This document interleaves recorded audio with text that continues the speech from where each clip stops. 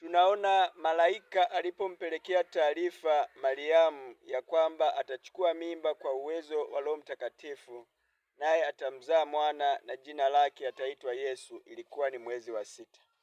Lakini tunaona ya kwamba leo hii mwezi wa 12 tunasherehekea kuzaliwa kwa Yesu Kristo. Kwa hiyo mimba ya Yesu Kristo ilikuwa ni ndani ya miezi 6.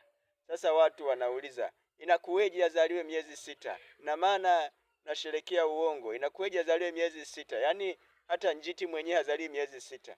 Sasa we unataka Yesu Kristo akae tumboni miezi 9. Huyo atakuwa sio Yesu wa Nazareti, labda ni Yesu wa Tongaleni. Yesu ni mwana wa Mungu. Hata kama ingekuwa ni miezi 2 au mwezi mmoja au hata wiki moja angeweza kuzaliwa. Maana yeye ni Mungu pamoja na wanadamu. Haleluya.